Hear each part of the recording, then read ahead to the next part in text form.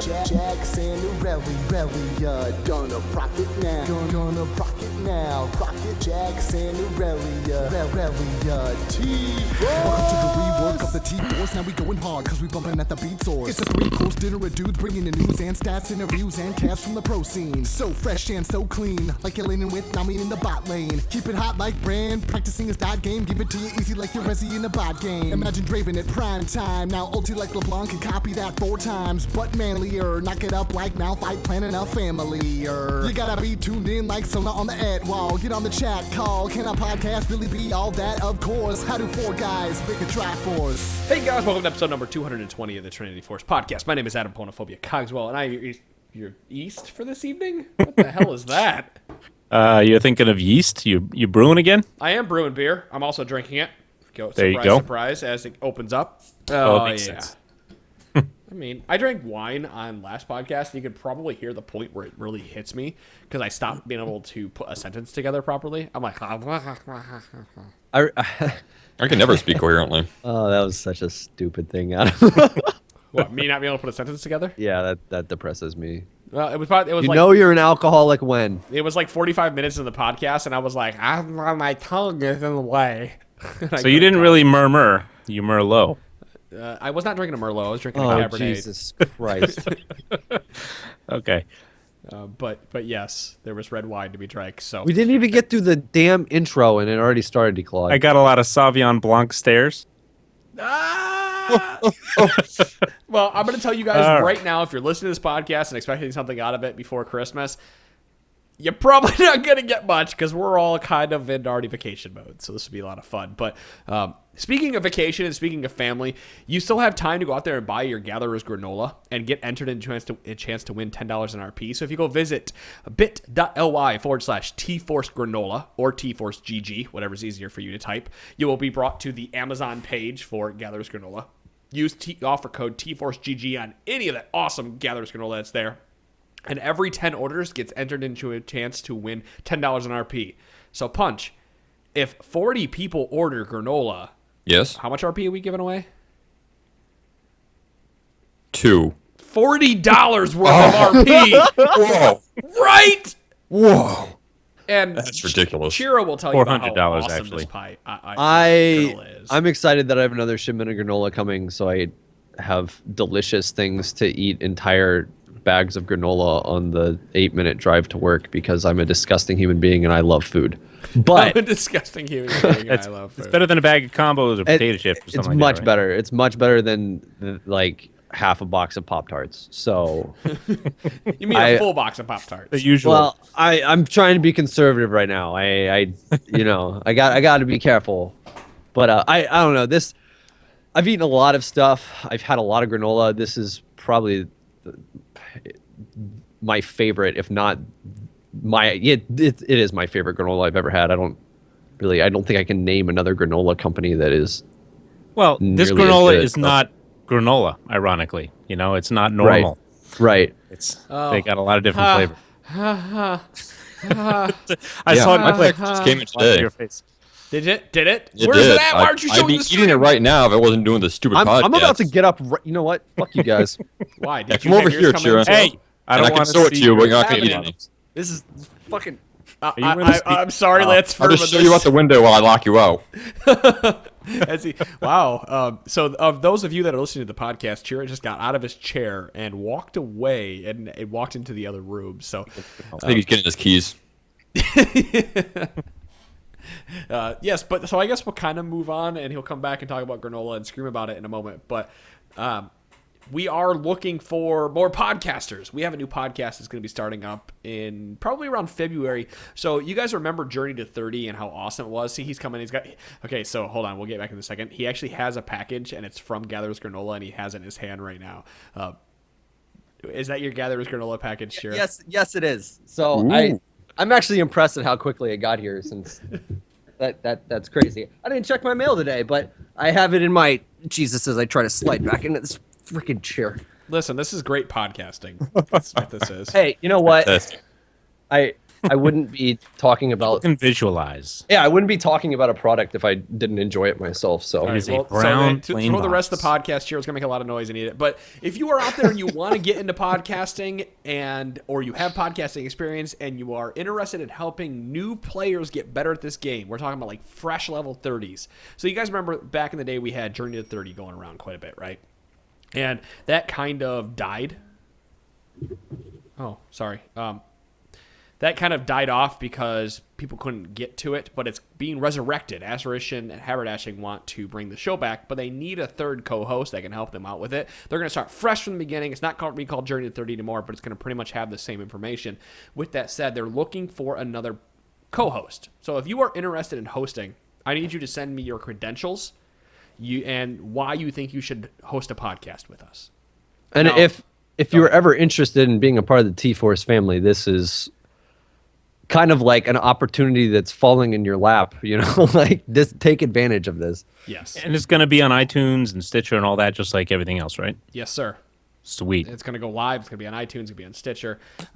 Now, what I'm looking for is number one, first and foremost, I need dedication. It's the same thing I tell everybody. I think I drunkenly told Punch. I need you to be here every single week, as often as you can. Like family and everything, I understand they can get in the way, and I understand, you have to take time. Like I took off 3 weeks, pretty much, or 3 consecutive episodes, but you got to put your time in to get to that point, just like you got to do at work. So I want dedication. And number two, this isn't probably going to go over well, but I want people with gold level experience.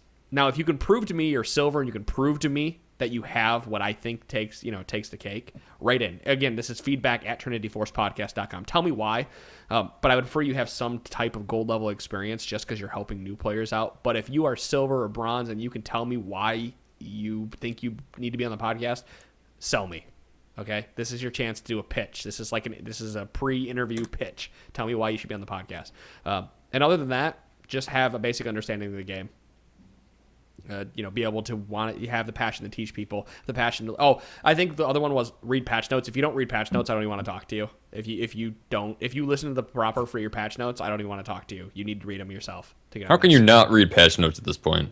Yeah. Yeah, Right? seriously. I look forward to those suckers. Yeah, I'm excited. I'm like, ooh, patch notes. Yes, I can't wait to see. And actually, Lanceverse says something good here. The worst thing you could be told is no. And if I tell you no, it doesn't mean you won't be in. Haberdashing, who is now going to host this podcast, he applied for the LCS position, and I told him no.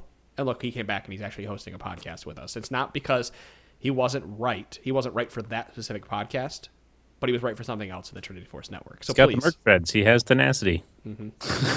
Yeah.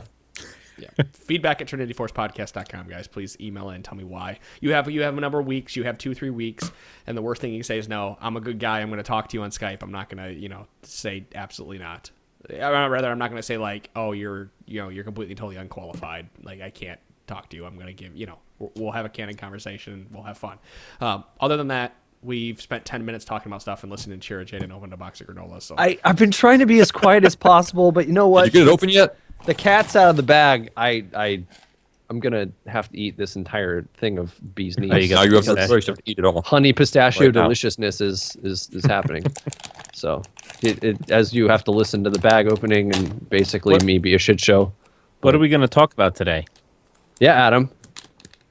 yeah, that's a good question. What we are going to talk about Rek'sai? today. 4.21 items? We could talk That's about not a bad Rek'sai. topic.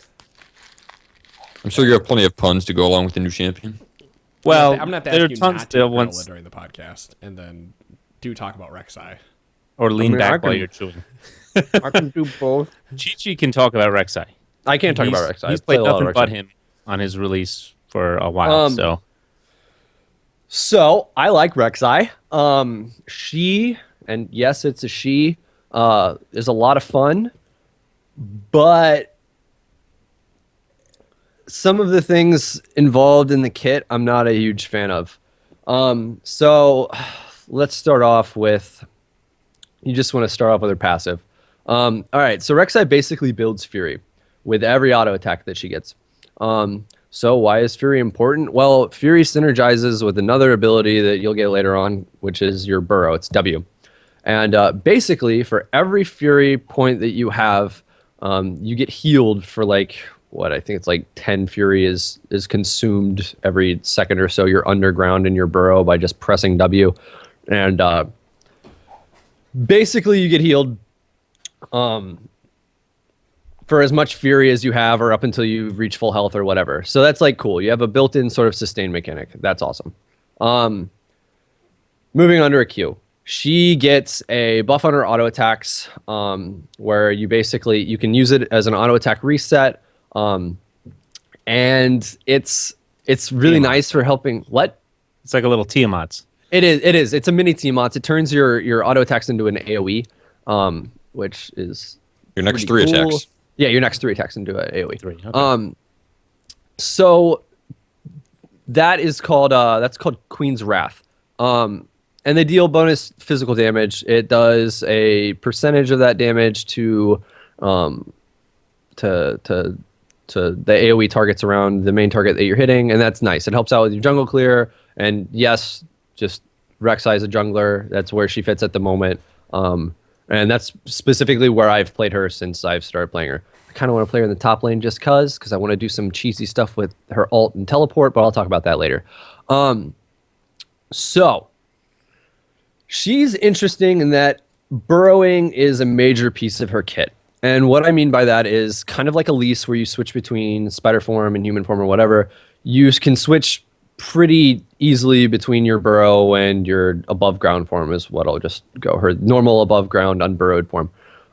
So like Elise, every ability that you use basically has a different, it fulfills a different sort of thing, depending on whether you're burrowed or not. So your Q, when you're not burrowed, you do the AoE damage around your main target, hitting the main target slightly harder, but whatever.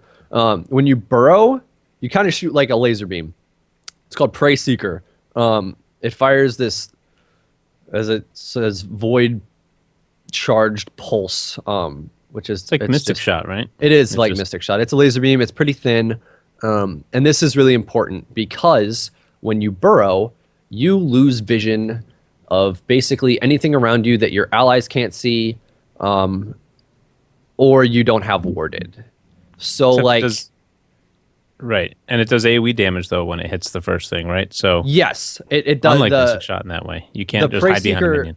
The Prey Seeker does AoE damage, but it'll only, like, say if you hit minions or something, it'll only hit right around that minion. If there's an enemy standing on the Small. other side of it and they're not close enough, it won't pick them up. But the thing is, when you're burrowed and you can't see anything, you can use this Prey Seeker to kind of see them. shoot out. Yeah, exactly. That's exactly what it does. And it basically shows up, whoever you hit with it shows up. It reveals all non-stealth areas within a certain amount of range after the detonation of the ability. So the cool thing about this champion is that you lose basically your sight unless something's warded or whatever when you burrow, but you can see movement and you see it like a ripple effect. So if you look at, like, basically it's almost like you submerge underwater. I mean, it's the map, but you submerge underwater, and every time that somebody moves, it's like a ripple in the fog of war-ish area on the map. And so you can kind of you use those ripples to kind of decide where you're going to shoot Prey Seeker. So this doesn't do all that much damage from just the Prey Seeker ability. It's more used to set up to, like, check to see, oh, this buff camp's up, or Right. enemies at this buff camp, I need to see kind of what way they're moving. You can see the direction in which they're moving, but if you want a better picture of it, you need to land the Prey Seeker. And And it scales off AP, right? it does. So it's- And it does magic damage itself. So whereas the Queen's Wrath, Right. which is the AoE damage from her auto attacks that she gets once you pop it, that does physical. Prey Seeker does magic damage. Yeah, there was So, a crazy Civ HD build where he made a video of him going AP Rek'Sai, and all he did was stay burrowed the entire game and shoot out Prey Seekers at people. Just become and a do half Prey their Seeker health bomb. with each hit. And of course, he's Civ HD, so he can make that work. Yeah, I was about to say I But have don't try yet that. to try that, but Please it don't try sounds that. fun. Yeah, I don't see that necessarily working. And they like don't share a most people. cooldown. None of No, these they do share not. a cooldown. So you can Q, unburrow, Q again. And maxing Q actually also reduces the cooldown. So it starts. Queen's Wrath starts at burrowed 4 one. seconds. That's just what it stays at. Yeah. Prey Seeker reduces in cooldown, going from 11-second cooldown to 7-second cooldown as you rank it up. So, again, I touched on Burrow. You go into the ground, you gain the Tremor Sense, which is that like sort of fog of war thing because you don't have vision of stuff, but you gain move speed. And this is pretty cool because you can use this to get places on the map faster because you're moving pretty fast comparative to a bunch of other champions. And you gain more move speed the more you level it up. So starting at like rank 1, you have 15 move speed, and at rank 3, it builds up to 30 bonus move speed. You ignore unit collisions, so you can just sort of roll under things. And basically, when you decide to unburrow, you pop up out of the ground and you do a small knock-up. And that knock-up is a slight CC, but if you can pair it with... I like comparing it with somebody like Leona or Thresh who can really make use of that small little interval that somebody's not moving to be able to get off a longer CC chain or anything like that. It can be pretty scary because in a way it's sort of like a mini Alistair knock-up, and you're already moving pretty quickly towards somebody, so you can just pop up and knock them up in the air real quick and get some free damage off, and it does some damage. So that does physical damage on pop-up, and it scales with like 50% with your AD, so that's nice too. The other thing, though, is if you attack anything while you're burrowed, it immediately pops you up and you do your knock-up. And if you hit something with your knock-up... I just wanted to ask, do you approach what you right-clicked first, or do you just pop up immediately? You approach. When you get there, Okay. it'll pop you up. You gotta be in range. Yeah, it basically, if you're in auto-attack range and you right-click something, you come up.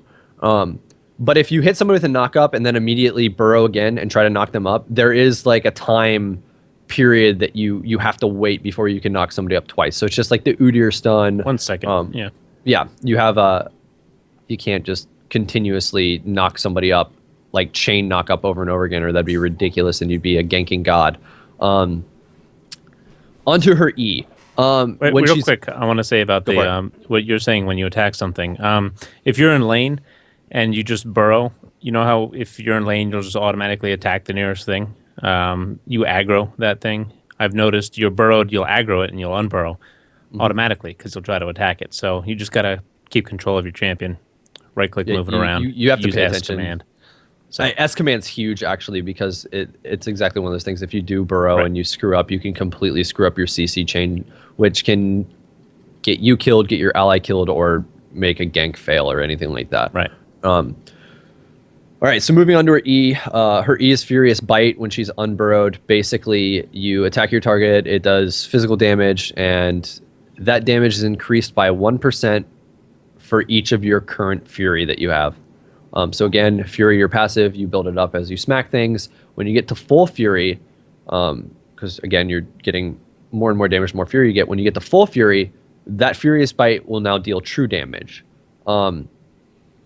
So you can actually do a nice little free burst of true damage, which can turn out huge and is amazing in the mid game. But before it becomes true damage, it's physical damage and it scales with AD. When you're burrowed, you get the tunnel. So you get a small dash. I'd say it's about the same distance as like an Ezreal Arcane Shift. And you basically immediately burrow into the ground and then slide all the way to the area that you wanted to burrow to. You can burrow underneath walls, you can burrow past enemy players, you can burrow past allies. a lot of tricks with it, yeah. Yes, and it leaves those two burrows down for 10 minutes or until an enemy stands over them for a couple of seconds.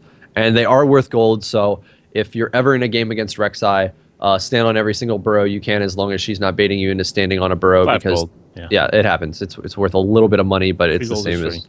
Yeah. It's more important just to take those away from her so she can't use them later. Right. And Well, here another huge thing is if you see them once or if the enemy sees either burrow, it automatically shows the position of that second burrow. And it stays on your map until you either kill it or it like goes away. what if it goes away within the fog of war? Will you see it go away as an enemy? I don't... Time out after the 10-minute mark. Or is it like I'm not sure because... monster icons where you have to see it? Well, it shows up on your mini map as a small circle, and Right. if you're on the enemy team, it shows up as a small red circle on the mini map, and if you have a Rek'Sai on your team, it shows up as a green circle or blue circle or whatever it is.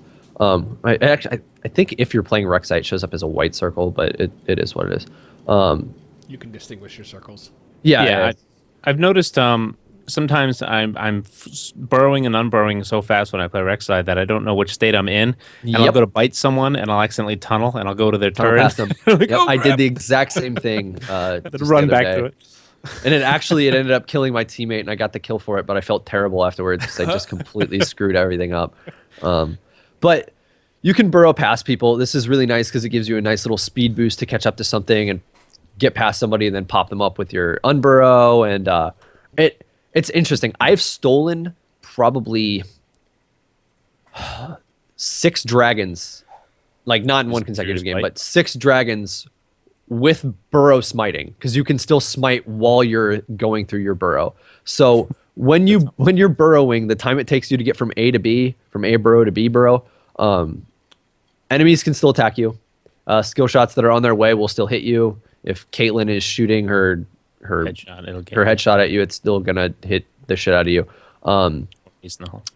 But the other cool thing about these burrows that just show up on the ground is that you can use them to travel back and forth between. So if you use them, say you're bot lane and you're gonna gank bot lane and you're in the brush, you can burrow from one brush to the next, and the enemy can't see you if it's not warded. And then if, say, the gank's not going to go off, you can immediately burrow back in and go back to that other brush, and they don't know you're there as long as they don't walk in the bush and see your burrow. So they don't see the middle part of it, just the right. exit and entrance. Yeah, you have to see an entrance or exit to be able to see on the map. That's just good little ganking positions and sneaky things you can do. It's weird because it's like, oh, it's so simple. You can put burrows in sneaky spots, but if your enemies are paying attention and they're just walking in bushes just to check for burrows, it can actually be really, really hard to use the burrows correctly. I know that the putting out the burrows or the tunnels, however you want to say it, that they can go over longer terrain than you could even flash over.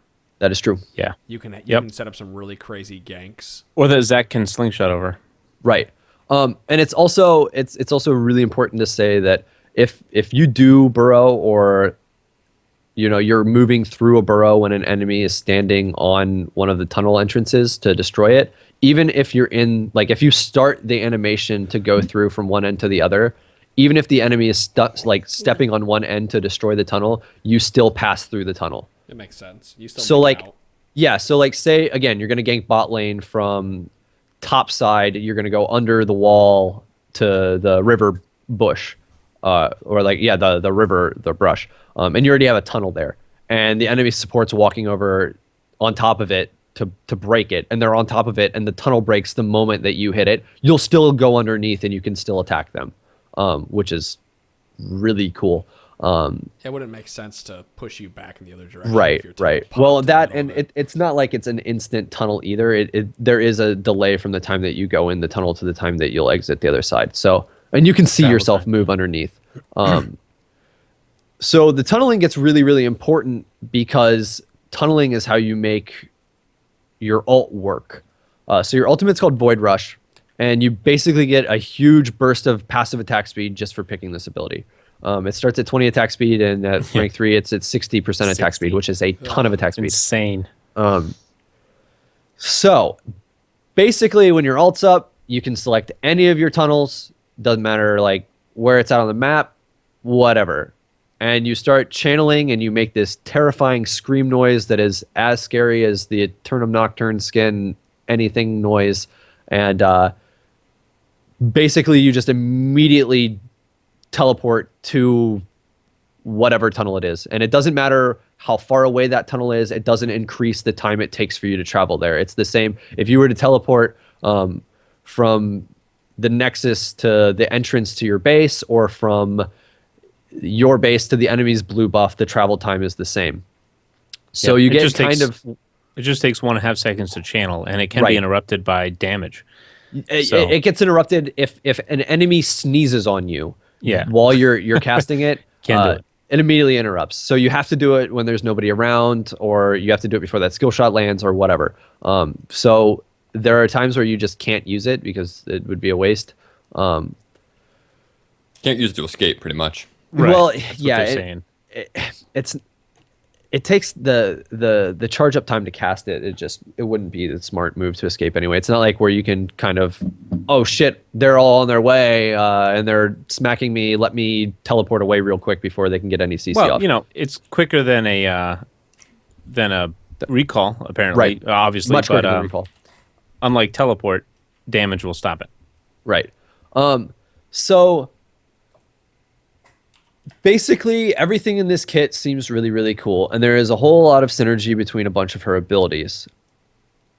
I really like this champion, and she is a lot of fun to play. But that being said, I do have a bunch of gripes, and I've been seeing her banned out left and right, which is kind of the stock reaction to a new champion, especially one that people that have kind of a weird new mechanic or something like that, because people get so worried about them doing things.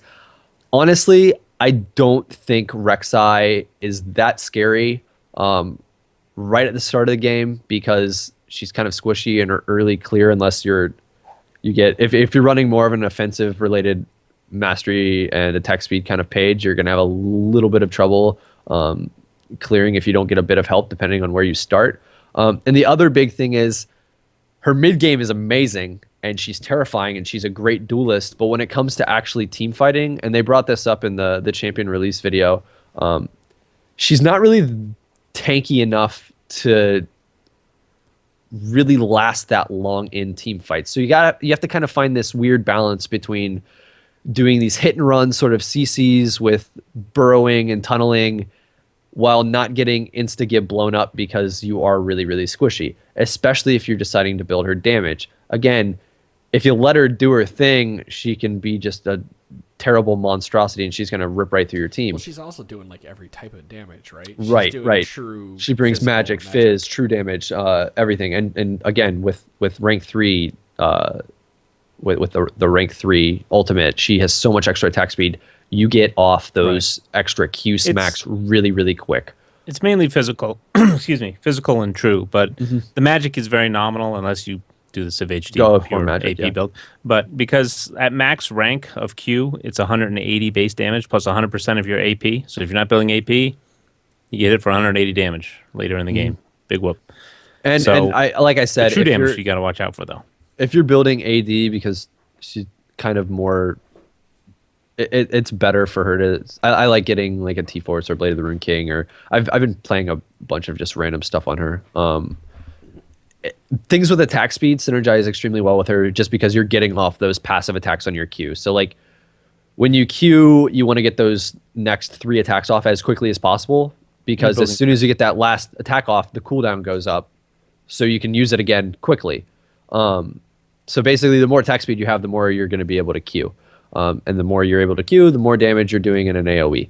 How do you get Fury? Just attacking? Just auto-attacking. abilities? Or burrowing, right? Yeah, auto-attacking. As soon as you burrow, your Fury starts to drain, though. And it will drain all of your Fury until you reach full health. So this is kind of interesting because in a way she's squishy enough to where it makes her early jungle kind of rough, like I said, unless you get a little help. But as soon as you take burrow and you get that little bit of attack speed to help you get off those Qs quicker, you can just kind of run through the jungle, and between camps, just because you're getting so much Fury from attacking camps, you're healing yourself every time that you fight a camp. I was going to say, how is jungling with her? Like I said, levels 1 through 3 can be really, really rough. I actually had a game where I was bottom side and I started Krugs, and the Start support. Q? I did start Q. Definitely start Q because it helps you clear. Makes But plus the CC it's a small CC. It's like a really short knockup, so it's really not providing anything against the Krugs. So start W, yeah. And your E is a burrow, so you're not. That's not helping you clear at all, especially in those early levels. But my support stole experience from me just by standing around too long when I killed the Krugs, and because of that and the offensive masteries and runes that I was running at the time, I had to back because I couldn't kill red buff. So, and mind you, that was one of my first games playing as Rek'sai, so like I still have to figure out if I want to change up certain runes or even go like kind of a different mastery set to. I might try like a 17-13 build on her, kind of like I do on a lot of the other sort of health steal, like life steal champion, just because Right. every Win, get the second win sort of thing and really get extra health back when you're burrowing if you get low. On the topic of the level 1, I just wanted to bring up a game I was playing. I think it was last night, where at level 1, the enemy Rek'sai, we were invading into the enemy team's jungle. Enemy Rek'sai started to burrow and unburrowed on top of 3 of us and knocked up 3 of us, and 3 of us died at level 1. Yeah. Not purely because of the knockup, but the knockup really helped them initiate. Well, and so it seemed like that combined with the fact that she can see movement even when you don't have vision, seems like she's a pretty decent invader. Can you flash while you're burrowed? Yeah. I would assume so. Yes. So I can flash into somebody on burrow. Yeah, you'd be able to do that. And to be honest, that actually would be, if you take burrow at level 1, that'd be a great like anti-invade sort of thing, because if you're burrowed and they're moving, regardless if they're in the fog of war or not, you can still see them. But it's going to really slow down your. Yeah, it's going to. You would need so much help. I mean, at that point, you're going to have. You might even need, if you're starting like bottom side, you might have to have your support tank something while you smack it. I like this champion, but it's one of those things where the early game, if you're low health and somebody shows up and you're not burrowed and you don't see them coming, or they catch you at the wrong time, which again is like a lot of other champions, but especially those levels 1 through 3. Once you hit level 3, things start to change up a bit, because it's like one of those things. If you get yanked, great. I'm just going to tunnel away. I'm not afraid of anything.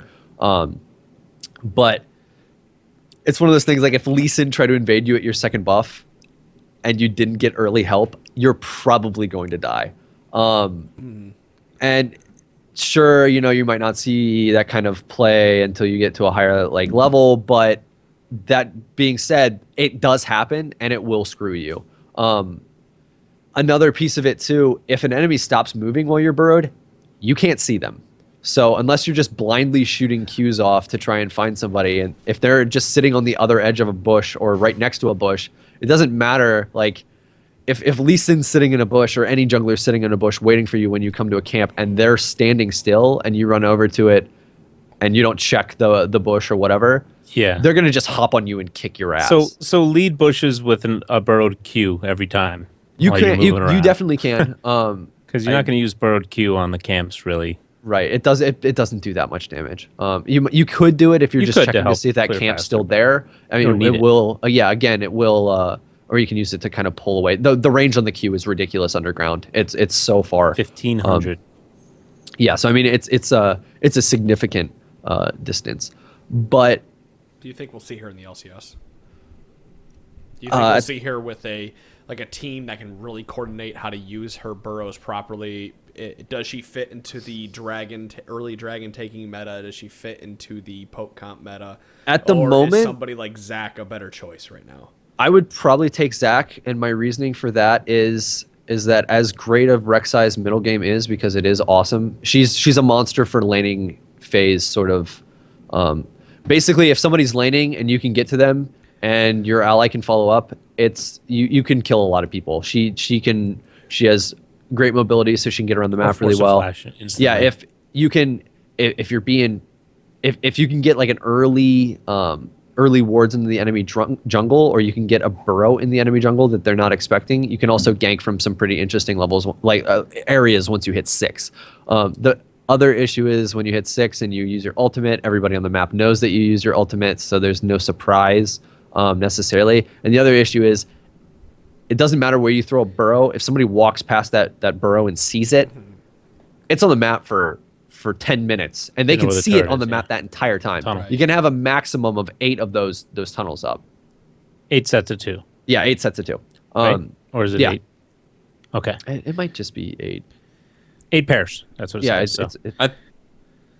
I feel like I've seen more than just 4 pairs. Sure 8 pairs. Now, and the nice thing is, on the tooltip it shows you how many tunnels that you have up to. Right. So What I think is interesting is the when you tunnel, there's a few seconds that your entrance is locked. You can't just like tunnel and go back in it. Otherwise, you just can ping pong yourself around and be a douche. But when you use your ult, though, it doesn't lock that entrance. So you can ult to a tunnel and then tunnel back to the other side of it. Yep. If you want to. if So you you get can into a ult bad and you're like, spot- oh shit. yeah, if you get into a I'm bad out. spot, you Never you mind. Potentially. Never mind. I'm The out. biggest reason I don't see her as being super viable is that, at least in the games that I've played her with, her late game is non-existent. And I say that I just Even have then, Good if you ballistic catch stuff, people. You can catch people like as a pick champ, but that's yeah, it. you're right. You're pretty much right because you can't go in late game. Well, if you go in and yes, you can Unless you try and build tank. sit on the wings and go in, and that's what I usually do. I usually so there's kind of two schools of thought. Basically, you can get the AD jungling item, or you can get a Devourer. I like getting Devourer just because more attack speed equals more Qs being like going off to Balance out the completion. weak late game a little bit. Yeah, well, that's the thing. You become a pretty scary duelist, especially if you like her clear. Awesome already because you're doing AOE damage every time you pop your Q, and then if you take like a Ranger's, Smite. you're already like Auto. between that AOE smite and one Q, all the little mini minions or mini monsters in the jungle at a camp gone. You don't have to worry about those pesky raptors anymore. They're dead. Just So immediately. is she pretty much like Diana late game? This weird. Except she squishy doesn't hit assassin. nearly as hard. Not even close to as hard. Again, Really? you have to get those auto attacks off. It's not one of Yeah. those things where like Diana has Gotta a build lot the of fury. front-loaded bursts. So like you land that Q and you follow it up with an EW, and you're doing a significant amount of damage right two away. Rs, yeah. You might be able to kill somebody instantly. Rek'sai, you get up to somebody. It's a little bit of a fight. If you get stunned at all while you're trying to get those Qs off and you can't get in range to continue smacking people, you're not doing anything. And not only that, but you're squishy. You're really, really Or have you- squishy. Have you tried split pushing with her late? Would she be able to duel anybody that came to stop her? 'Cause I she'd be feel able to like she'd be duel- able to it clear the depends- waves quickly with Q, It depends. and then she on, could escape with R if she uses it early enough. Well, it depends on how the game is going, or even like throw burrows. Like you're thinking a couple of chess moves ahead to throw burrows down, and then ult 2 lanes after You you. could always put on a burrow in your base. Right. Yeah, have a like a failsafe. Say like you're going to push the enemy base. They decide they're going to try and backdoor R something. lets me go to any burrow on the map, right? Any one of them doesn't matter where they're at on the map. It's a completely So I can split push and have my own teleport in the form of my R. Yes, but again, it comes down to did you preemptively put a burrow somewhere? Sure. Because if you didn't, I don't know. If I preemptively put one behind Dragon in a bush that they aren't going to walk into because I control that side. But that's the thing. Aren't there It's- some it- cheeky spots like in the back of the Baron Pit and Dragon Pit where they can't see the tunnel, so they can't step on it and destroy it? Yes, but at the same time, if they walk by or they walk near the entrance of it and It they shows just it on the get a mini-map. small glimpse of it, I mean, it could be a Even though you sliver can't of- see it. Yeah. Yeah, you'll be able to see it on the mini map. So the biggest gripes I had was that the early clear was a little more rough than I expected it to be, especially with a champion that they kind of made to come out of the jungle anyway. So like I don't really like playing her early unless I get a pretty strong leash. The next big issue is it's really hard to get a tunnel down in a place where the enemy aren't going to necessarily check to get your ult off in a position where you can come from an advantageous spot. So like if you throw a burrow Flanking down, position. yeah, if you throw a burrow down in the enemy's tri-brush at top lane or the river or whatever, and they have a ward down and they get a glimpse of it, they'll see it forever. Sure. And you can't just run up to a lane, throw that down there, expect it's going to stay there for 10 minutes and walk to another area of the map and just be like, oh, this is going to work when the top lane needs help or whatever. Or, throw one in the bottom lane brush. I don't know. You could throw one in the top lane brush and walk away because there's unless you're up in like high platinum, not many people walk into those bushes in top lane. But, and that I mean, might it's be a gamble. true. It's a gamble no matter what. But the difference is at the moment there's a Rek'Sai pick to go into the game, you know that's what they want to do. So you're way you would more. think the same thing when people were picking kill lanes and whatever. Like I'm telling you, I was tunneling almost every chance I got, and unless it was on a side of the map where I had control of, like where my team had control of, the enemies killed that tunnel within a minute and a half of me setting it down. If I went in and put it at their red buff, enemy jungler just walks by, happens to see it. There's nothing stopping. In front of the red buff. In the front side? Yeah. That's fine, but it's one of those things. Again, it's right in front of the red buff. But you can go red buff. You can go red buff Baron, and you're out of the fight or whatever. You know, like and that really set yourself up for stuff. You know, to jump in there. As true as that is, say that you're setting up to take the enemy's red buff, and the enemy jungler is going to start his red buff. He's at half health. He's going to kill it. And you have his red buff warded, and you have that tunnel in right there. Like you have the tunnel on the other side. So technically, if you got to that tunnel quick with your ult, you could just immediately tunnel underneath and go to them at the red buff. A smart enemy jungler that is fighting something, the moment they hear your ultimate go off, because again, it screams like a goddamn banshee. The moment they hear that go off, they'll just back off, and they're fine. Sure. Like, once you use that tunnel, you're moving quicker while you're burrowed. But if they have that red buff aggro and it's running, you know, that's why you just put it wave in the back, and then you kind of stand in that bush behind red, and they're like, "Oh, where do I run to?" Okay, well we're fine. Now we start. No, you know, I'm kidding. Right. I get what you're saying. It's one of those things like. It's not even that. It takes zero time at all to break up one of those tunnels if you're standing on it. Right, so it's a cool ass idea. It's a great but you know ability in theory. But I can count out of the 30 ults I use, I can count on one hand the amount of times me using my ultimate actually attributed to something other than a dragon steel. And that is massive. But we were already so down at that point because it was teetering into the late game, and I wasn't I went 7-1 on her early, and I couldn't translate it into the late game just because they had CC to be able to kill me, and I was the only fed person on my team. And use it to just get around the map, pretty much. But another thing, just like with tunnel, you know, if somebody destroys the tunnel while you're ulting it, you'll still pop out. Yep. Where it was, even if it's destroyed, you'll pop out there. So I guess you could set up some little pick baits where the one support goes running toward the Baron bush real quick in the mid game. Right. If you have your tunnel warded and you see them come over, you ult to it. They're going to try to stand on it, and then it's going to disappear, but you're still going to pop up and destroy them. So that was maybe you could. That was the other thing. You can definitely use the tunnels to bait people because again, they're worth money. So like people that aren't paying attention, stand on them. It's like war baiting. It's like a goddamn bullseye on the ground that you're like, oh, that's free shit. Plus. At the same time, you're thinking, oh, if I kill this, she's not going to be able to ult to this and get to a fight to make it a 3v2 or 3v1 or whatever. To move the conversation on, I'm sorry, I'm going to move away from Rek'Sai. That's fine. Point.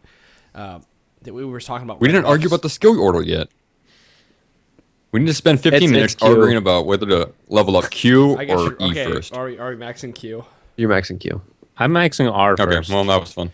I will slap the shit out of you, DeClaude. Well, I think DeClaude, I want to give him a little bit of time with this though, but which is funny that your Scion red buff cheese was done in the OGN this morning. Oh, it was? Sweet. That's awesome. I did they take the 3 turret hits first, or did they just run? Okay, sweet. So they took it real fast. Nice. And for those of you who don't know, DeClaude, every time he plays Scion, tries this strategy. So every time, even if they kill me. They run away from my passive, and I take the camp anyway. And I go to lane at level 2 with the buff.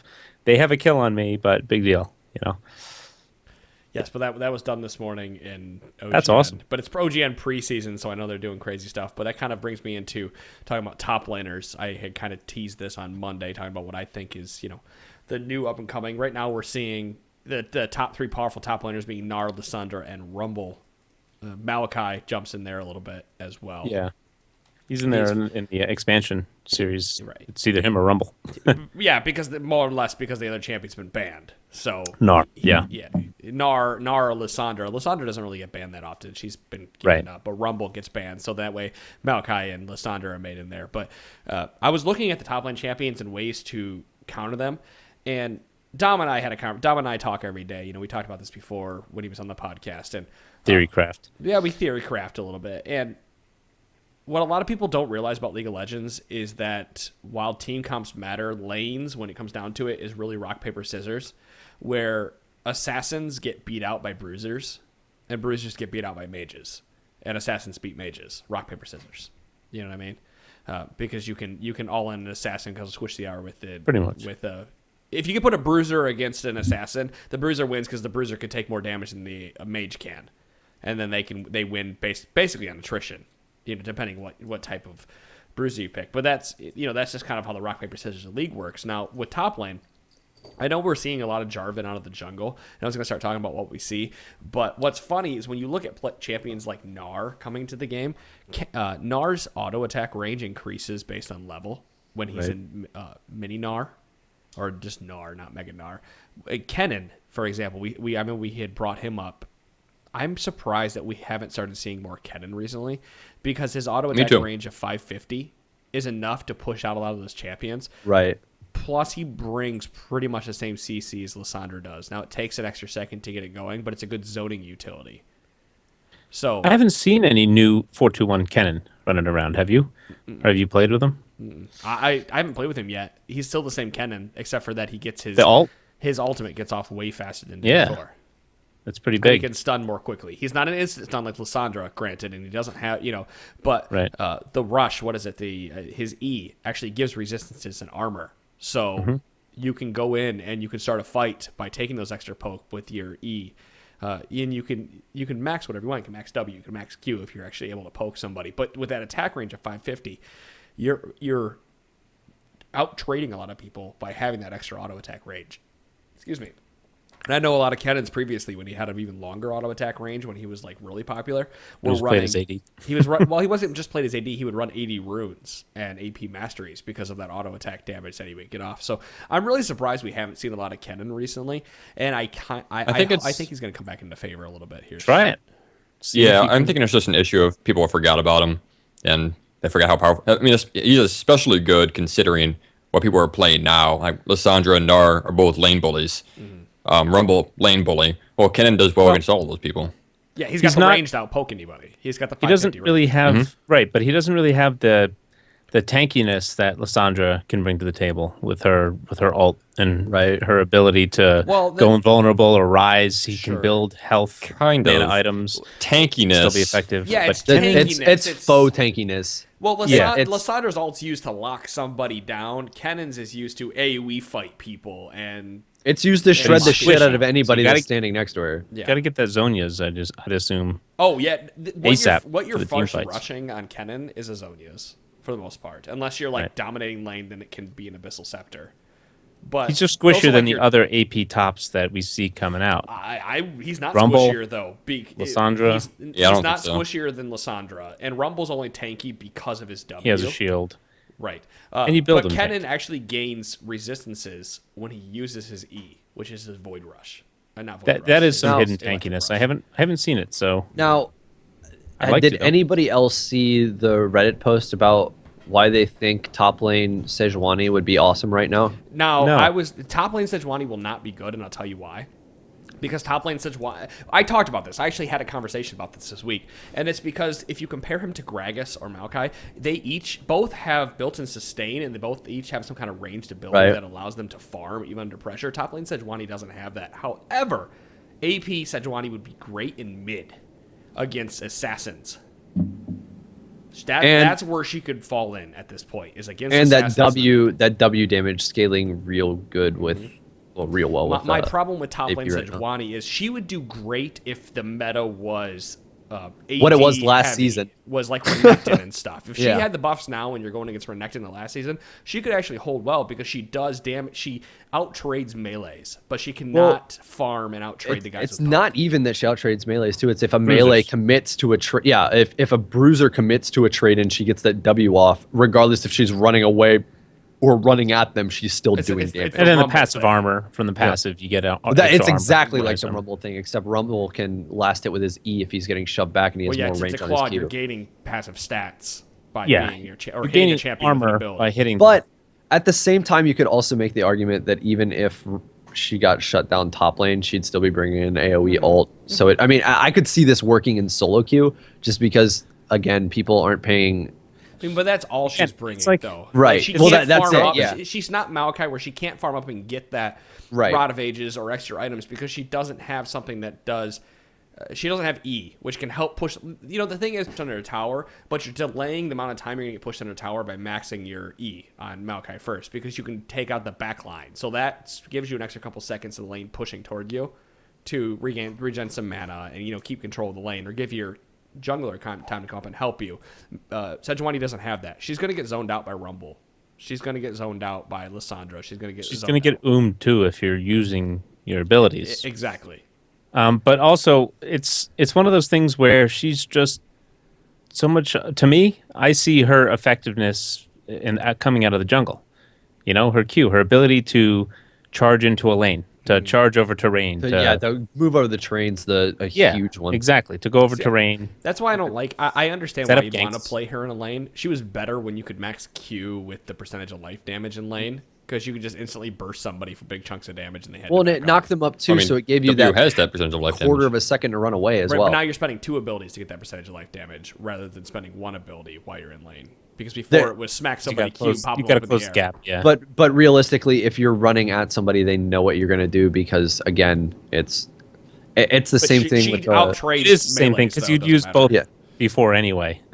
Sure. No, You I don't. would say currently great pick against bruisers in the top lane if you knew that's what they were doing. Right. But with Unless they're non-mana bar bruiser, and then Well, even They'll then, if you're going outlast against you.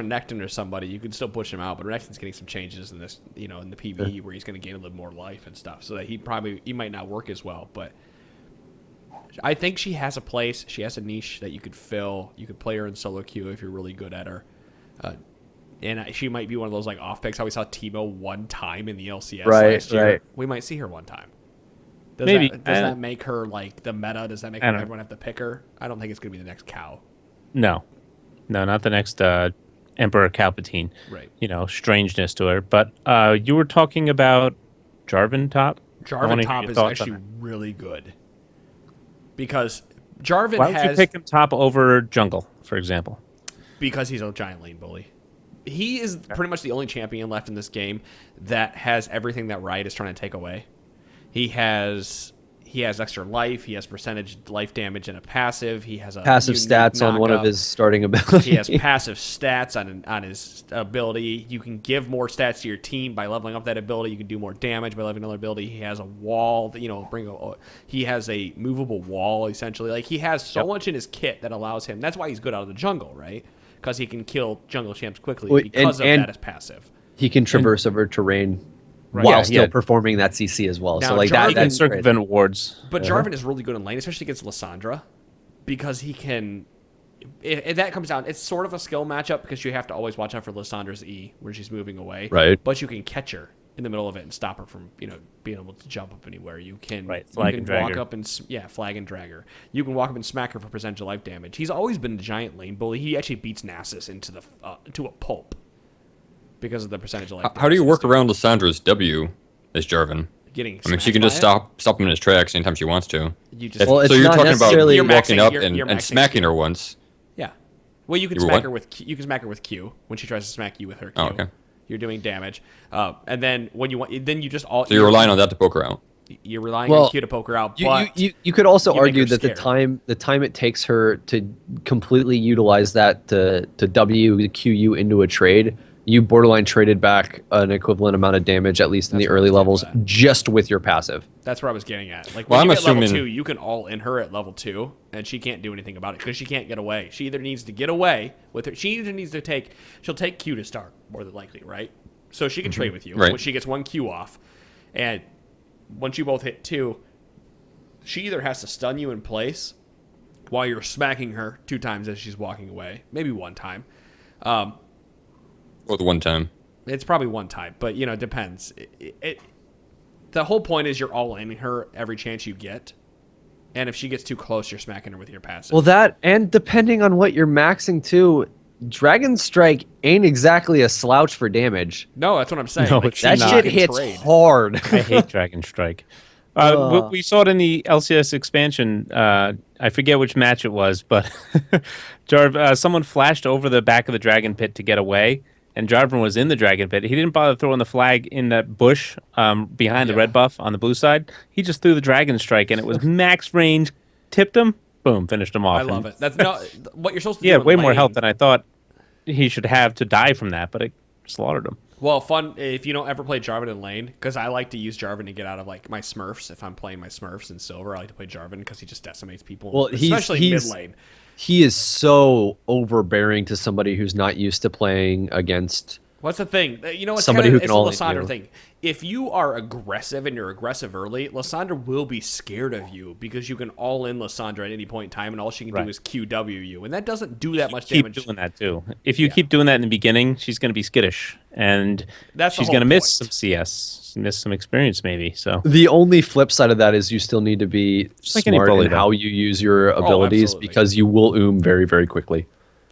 But see, this is like somewhat aspiration, just like Kenan's good against J4. Yeah, that's why it's Yep. like rock paper scissors. It's bruisers are really good against AP. Assassins are good against. But AP, Kennan's and also always been great against bruisers. So like then, even Kennan's always been good. He's even better than he was now. right, that as much as that statement is true, yeah, Kevin's great against J4. It doesn't matter if she's great against J or he's great against J4. He's always been good against bruisers. Like that's that champion.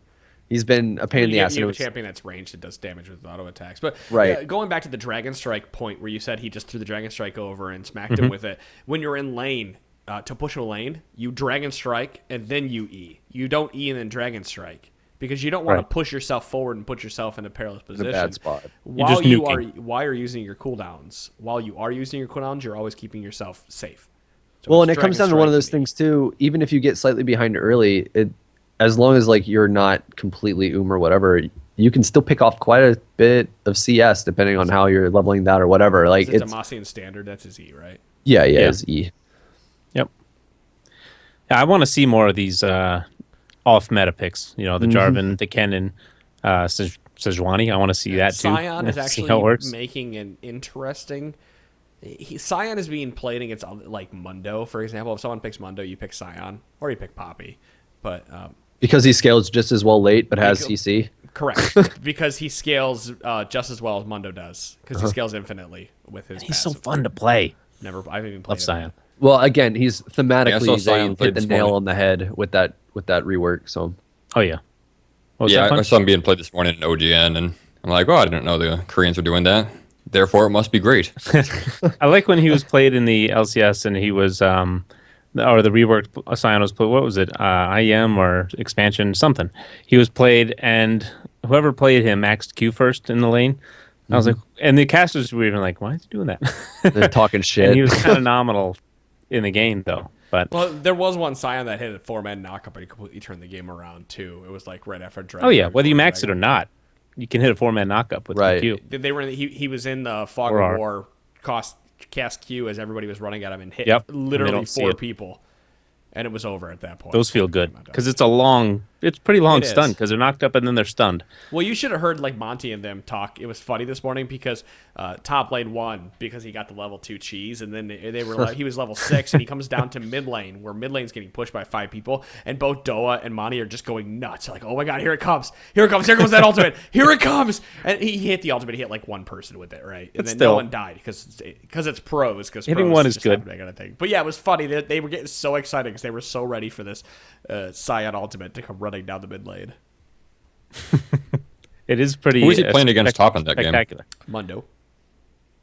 Okay, because the game I saw, he was playing against Renekton, and he just totally destroyed him. Were the pros doing as good at sidestepping Sion's ult as people were in that game that Declawed was playing the other day? Yeah, right. Oh my god! I'd even try to point blank someone, and they just. They're like, yeah, Ole. See ya. Yeah, right. It's like I high five him as I go by, but I keep going. Man. And then the one where I was going up the middle, but everybody died. But I was like, I oh remember shit! that. And I And you just avoided kept running everyone past and them. kept going. Yeah, I was like, I'm not looking at anybody. He's so fun to play. You need to play him and do that level 2 cheese until everybody and their brother knows about it and stops you. I hate that I felt like it's I don't know. I get why he's being played. I still feel like his lipstick on a pig, but that's, you know, I get it. I understand why he's played. Infinite scaling health, has a lot of CC, and his ultimate's not that bad. So, And he's fun. I don't know. I get really annoyed with his Q, having this slowly raise. I don't have the patience for this shit. Throw your axe down already. Well, you can stop it immediately, or be like me and I get forget like to that take much. smart cast off of Q, and then you hit it once and go whoosh, and you're like, "What the? God damn it!" Oh, I would always hold it down. I don't know. Just, I hold it down Yeah, regardless yeah. of smart casting. I think we'll go ahead and kill the show here. I Yeah. know you guys only heard Nope, 50, here we are, 9 50 o'clock. 50 minutes of League of Legends discussion. Sorry for the 10 minutes beginning with the granola. La da da da. Cheer, how's I'm it not going, kidding Ola? though. It's delicious, and I've been sneaking it while we've been at the show. So Bit.ly fuck at 'em /ST and for go granola. get granola. Punch will talk more on Monday. Just so you guys know, real quick, Monday we will only have one episode the week of Christmas, and we'll probably that week of Christmas will probably be a fun episode. I don't know what we're gonna do, but it probably won't be as serious as we normally get. So, Cool. that's it, guys. We will see you all in episode 221 on Monday. Peace. We love Yeah. you.